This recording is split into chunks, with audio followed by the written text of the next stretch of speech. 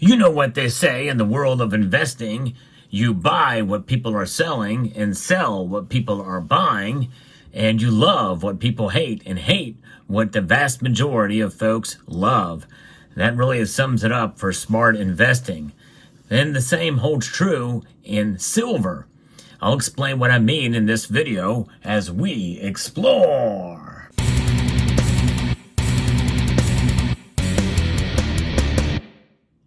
This is a good time to be happy about silver, even though its price has pulled back a bit in recent weeks here, especially since about October of 2024. But for really, even though price of silver has gone up dramatically in 2024, it's not really been that loved asset that most people think it should have been during this time.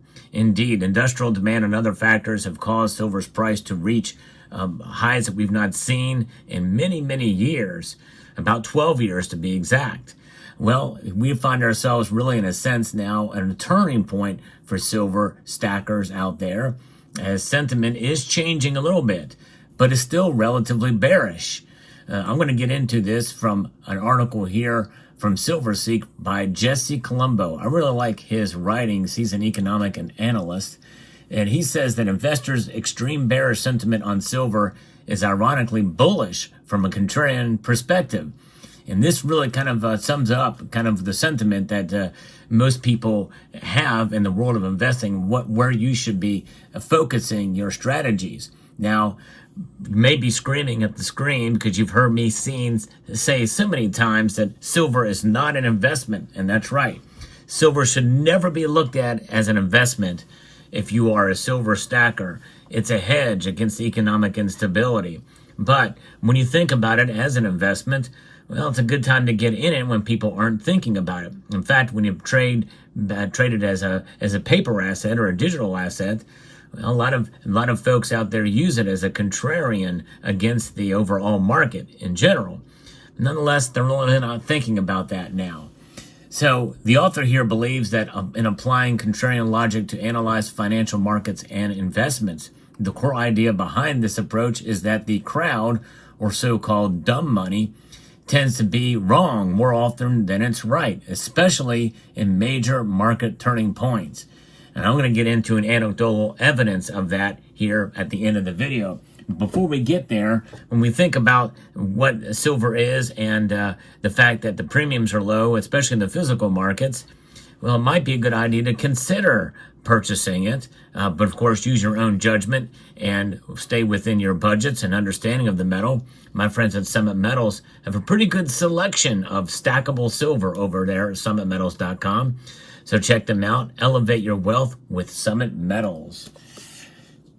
At market peaks, they become excessively bullish. And look at Bitcoin right now. It's kind of been hovering above and below $100,000 a Bitcoin. And at market bottoms, they are overly bearish. Consequently, adopting a strategy that goes against the crowd often proves successful. For those of you familiar with this channel, well, I would probably be considered a contrarian. And this is precisely the approach taken by insiders and smart money. In fact, we've heard such sentiment from Warren Buffett himself. Currently, the crowd sentiment towards silver is deeply bearish, although anecdotally that is changing a little bit, which should be music to the ears of contrarians and silver bulls alike. Contrarian investors use various methods of analyzing financial markets, often focusing on gauging market sentiment through surveys, polls, or patterns, or bullish and bearish trading behavior, especially technical analysts. One effective approach is examining short interest, the number of shares sold short and yet to be covered for a particular financial instrument. When short interest is usually high, for example, it signals that the crowd has adopted an excessive bearish stance. This often indicates a strong likelihood that a market bottom is near, paving the way for said, really essentially a bullish reversal. An analysis of the popular iShares Silver ETF from JP Morgan SLV reveals a significant spike in short interest immediately following the U.S. presidential election, reaching approximately 47 million shares, which is the highest level since August of 2022, and notably elevated compared to much of the past 15 years. This surge is also reflected in the short interest ratio, which divides short interest by the stock's average daily trading volume. The ratio climbed to 3, an unusually high level for this ETF, signaling extreme bearish sentiment. The spike in short interest in the iShares Silver ETF aligns with what he observes through managing a large social media presence. Retail investors have grown increasingly frustrated and disinterested in silver following the U.S. presidential election, marking a dramatic shift in sentiment towards the precious metal. Remember, in October last year, it traded near $35 an ounce. In fact, I remember it specifically, it traded at $34.91 at its peak, 9 cents short of that number. So Mr. Colombo believes that the future is bright for both gold and silver, and I agree with him. And he encourages everybody to remain patient and steadfast. And that's sound advice. That's something that I've been encouraging my viewers on this channel to do for a long time. Be patient, be persistent, and persevere. The 3 P's. There's a couple of other P's you can find in there as well too. But hang on to your silver and hang in there. We're going to get through this for sure, because silver is really, in a sense, unchanging in its physical properties. And really, what it has done for thousands of years is unchanging as well. We're going to see mountains and valleys along the way, and that's just the nature of what a hedge is, an insurance policy, something that is really a store of value, as opposed to being a fluctuating asset, even though it trades like that sometimes in the markets. The current wave of extreme bearish sentiment in silver is setting the stage for a short squeeze, where bearish investors are forced to cover their short positions, driving prices sharply higher. That's a little bit different and maybe somewhat related to what I reported on based off of what came out of the CEO of Scottsdale Mint about the 3-month backlog from 2 major U.S. refiners in the United States, where the big banks have been buying up a whole lot of good delivery bars, leaving the industrial side with scraps, trying to find some industrial silver at a decent price. They're having a hard time right now. So one reason for the pessimistic sentiment towards silver since the election is the Trump administration's focus on supporting cryptocurrencies while largely ignoring precious metals, which is a short-sighted and foolish approach in my view. Well, this is where I may shift a little bit, have a little different point of view than Mr. Colombo. I believe that the Trump administration is smart for not focusing on precious metals. They probably don't want a whole lot of attention towards gold and silver right now, especially considering silver's industrial use, which the military has a great need for, and they may want to stockpile some of their own as a strategic reserve, as Russia has wanted to do as well. They want to get it cheap, and they want to be smart investors too, and they don't want to really bring a whole lot of more attention to it.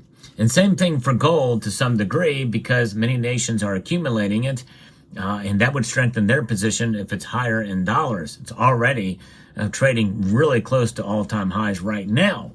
So I don't actually fault the Trump administration. It may be a calculated approach to do that until such a time as when they can accumulate maybe even a little bit more gold. If they're going to do that, they may do it under the radar. They may have been doing it for a long time through multiple administrations, and we may just not know it. In fact, they very well could be accumulating it through the U.S. Mint, through the West Point Mint, so that it's not officially on the books. Of course, I think all of that is also tracked as well, so I don't know exactly how that stuff is audited or managed or tracked. But anyways, that's a little bit of a different case. So highlighting the current climate of reckless speculation, and he mentions here fart coin, which is kind of interesting phrase here. We know these meme coins. I've talked about that recently. The unicorn fart dust was one that the creator, who lost all of his coins there, but anyways, has astonishingly skyrocketed by 18,500%. These meme coins, which includes Trump and Melania coin, and that's 18,500% since its launch on October 21st. And that very well may be the unicorn fart dust coin that we talked about in my recent video. This phenomenon, which I'm going to link to at the end screen, hope you will check it out if you don't know what the latest news is on that. This phenomenon has made prudent investing appear laughable to many retail investors who might otherwise have shown greater interest in precious metals, particularly silver. Amid the frenzy surrounding the current crypto mania, it's important to recognize that many retail investors are falling into the classic trap, becoming overly bullish on flimsy assets that have already experienced significant price increases, a behavior that typically results in serious losses. You could have lost big time in Bitcoin over the last couple of months here.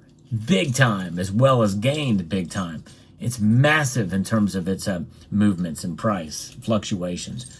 Much of the cryptocurrency space is gripped in a massive speculative bubble, with most cryptocurrencies trading at prices far exceeding their intrinsic value, which really, when you think about it, is zero. It really is.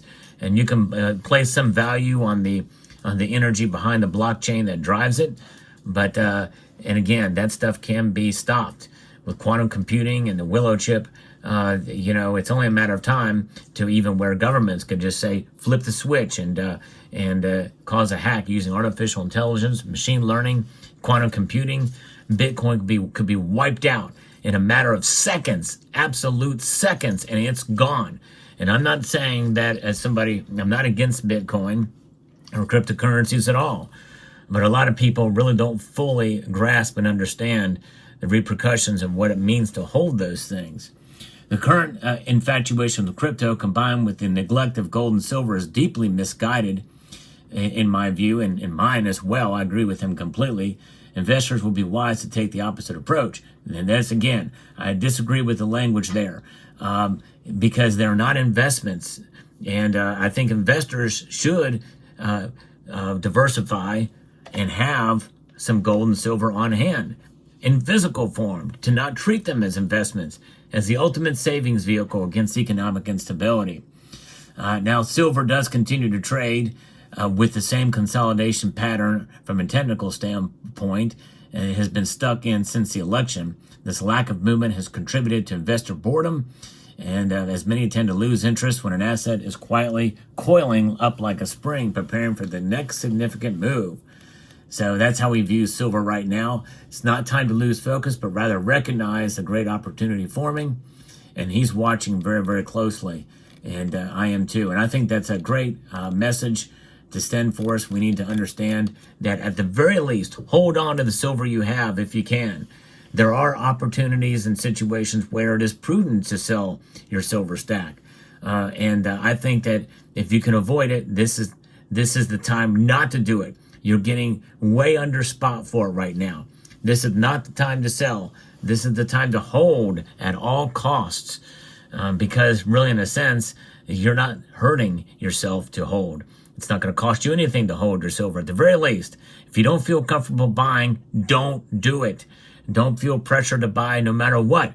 Even if a channel like mine is sponsored by a bullion dealer who would like you to buy from them.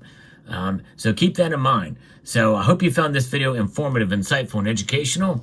I'd like to extend a multitude of gratitude to each and every one of you for taking the time to watch this video, and to encourage you to please rate, share, comment, and subscribe.